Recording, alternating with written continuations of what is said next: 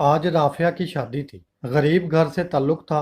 वो गांव में पलने वाली राफिया एक मजदूरदार गरीब तनवीर से ब्याही गई थी। शादी पे बहुत खुश थे। राफिया की जिंदगी नए सफर पे थी। माँ बाप तो थे नहीं, चाचा चाची ने पाला था दोनों बहनों को। राफिया बड़ी थी और राबिया छोटी। राफिया ब्याह कर चली गई, तनवीर के संग हाथ में हाथ थामे। पहली रात तनवीर ने राफिया को बताया, मैं इतना अमीर ज्यादा नहीं हूँ, जो कमाकर लाऊंगा तुम्हारे हाथ में ला रखूंगा। हर खुशी तो नहीं, लेकिन कम से कम तुमको भूखा ना सोने दूंगा। ये घर तुम्हारा है, तुम इस घर की मालकन हो। राफिया ने गुर्बत देखी थी, वक़्त ने उसे समझदार बना दिया था। राफिया हाँ में हाँ मिलाते हुए बोली, तनवीर, आप मेरे सर के ताज हैं। आप जैसा कहेंगे मैं वैसा ही करूंगी। जिंदगी सुहाने सफर पे रवां हुई। तनवीर कमाने जाता, दिन भर की थकन में कड़ी धूप, पसीने से शराबूर, वो ईंटें सर पे उठाकर लोगों के घरों की तमीर कराता। रात को जो पैसे मिलते जरूरत का सामान लेता, फिर अपनी हमसफर राफिया के पास लौट आता। जो पैसे बचते राफिया के हाथ पे ला रखता। राफिया बहुत खुश होती। जानते हो, खुशियां बड़े बड़े महलों में नहीं मिलती। खुशियां बड़ी बड़ी गाड़ियों या महंगे कपड़ों की मोहताज नहीं होती। खुशियां लाख का मोबाइल और एसी वाले कमरों की मोहताज नहीं होती। खुशियां burger pizza candle light dinner की मोहताज नहीं होती। खुशियां बड़े बड़े अमीरजादों की हमसफर होने की मोहताज नहीं होती।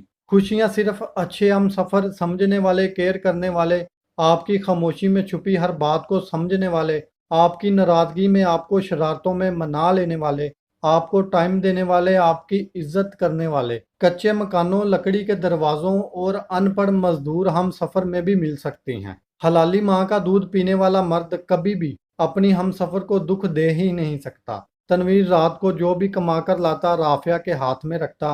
राफे, मेरी जान, कुछ पैसे खर्च के लिए रख लो और कुछ संभाल कर रखो, कल को हमारे काम आएंगे। राफिया समझदार थी, वो तनवीर के हालात से अच्छे से वाकिफ। तनवीर, आप परेशान ना हुआ करें, हम दोनों मिलकर अपना घर आबाद करना है। राफे बहुत खुश थी तनवीर के साथ। वो बड़े घर की ख्वाहिश कहाँ रखती थी भला। वो बस जिस हाल में यार रखे उस हाल में सर झुकाए जी रही। मोहल्ले की आंटी ने कमेटी डाली थी, अपने पैसे बचाकर उसने कमेटी डाल दी। कहने लगी, तनवीर, आप जहां भी जाते हैं पैदल जाते हैं, मैं कमेटी डाल देती हूँ। 6 महीने बाद कमेटी निकलेगी तो आप एक सेकंड हैंड पुरानी सी मोटरसाइकिल ले लेना। तनवीर सीने से लगाए, मेरी जान, तुम कितनी फिक्र करती हो मेरी। अल्लाह पाक का शुक्र है मुझे राफिया जैसी हम सफर दी। राफे दाल रोटी नमक मिर्च खाकर गुजारा करती। 1 साल गुजरा, अल्लाह ने बेटी अता की। दोनों बहुत खुश थे। राफे की 30,000 की कमेटी निकली। तनवीर रात को घर आया। राफे ने आज 3 महीने के बाद आज गोश्त पकाया था। तनवीर हाथ धोकर बोला, जल्दी से खाना ले आओ राफे।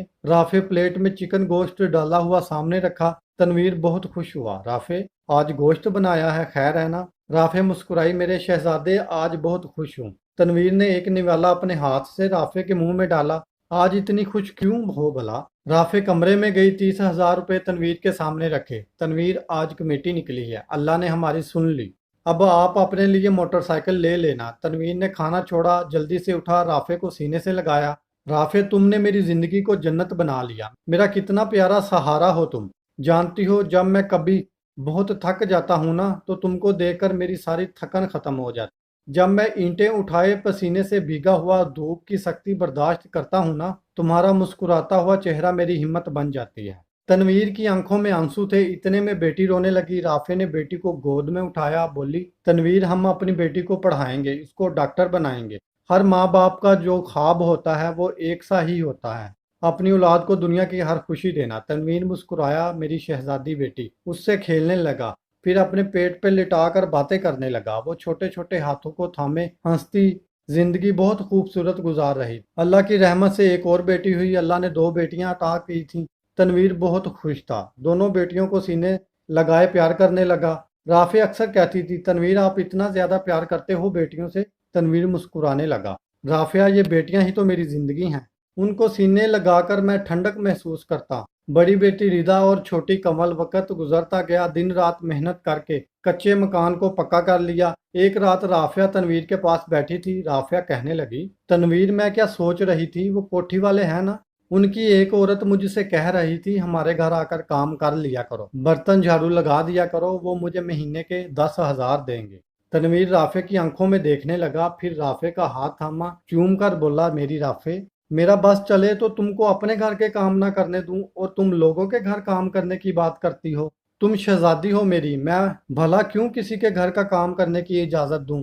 तुम्हारा तनवीर जिंदा है ना मेरी जान, तुमको जो चाहिए मुझसे कहो ना, मैं हूं ना, सब कुछ ला दूंगा तुमको। राफे उस मोहब्बत पे मर मिटी थी। तनवीर मुझे कुछ नहीं चाहिए, आपकी मोहब्बत, आपकी ये चाहत, यही तो सब कुछ मेरी कुल कायनात है। बड़ी बेटी को स्कूल दाखिल करवाया, नया बैग लेकर दिया, गांव के स्कूल में दाखिल करवाया। रिदा बहुत शौक से स्कूल जाती थी। रिदा पापा के पास बैठकर स्कूल का सबक पढ़ती, A for apple, B for ball. Tanveer देकर बहुत खुश होता था। सुबह स्कूल जाने से पहले पापा से 20 रुपए लेकर जाने होते थे रिदा ने। तनवीर को सुबह ही कहकर भेजती थी, रिदा पापा मेरे लिए समोसे लेकर आना। तनवीर रात को आते हुए समोसे लेकर घर पहुंचता।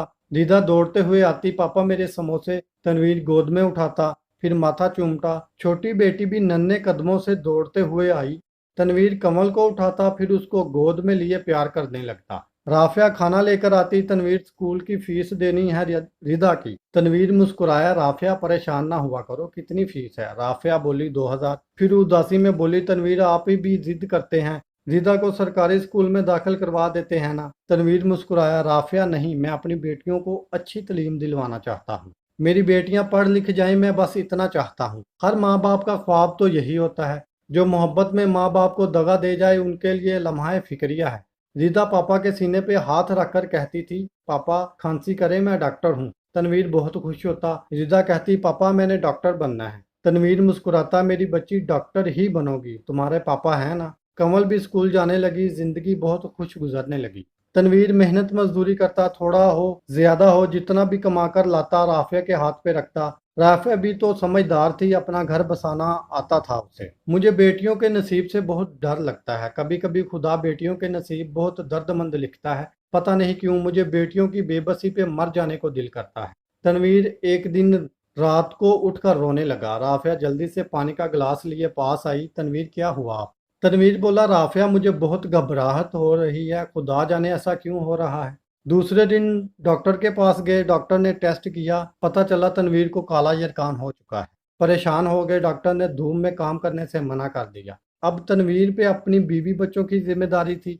वो करता तो वो करता तो क्या करता आखिर। राफे से कहने लगा, 6 महीने काम कर लेता हूँ, फिर कुछ पैसे आ जाएं तो कुछ अपना छोटा सा काम शुरू कर लेंगे। राफे परेशान रहने लगी। दिन गुजरने के साथ तनवीर की हालत खराब होती जा रही थी। इलाज के पैसे ज्यादा थे, लेकिन घर में गरीबी का राज। कोई कहाँ सहारा बनता है, किसी का कोई 500 देता, कोई 1000 देता, लेकिन इलाज के लिए ज्यादा पैसे चाहिए थे। तनवीर बिस्तर से लग चुका था। राफे तनवीर की हालत देखकर बहुत रोती। राफे तनवीर का हाथ पकड़कर रोने लगी, तनवीर मुझे छोड़कर ना जाना, समझे, मेरा कौन सहारा है तुम्हारे बिना। तनवीर की आंखों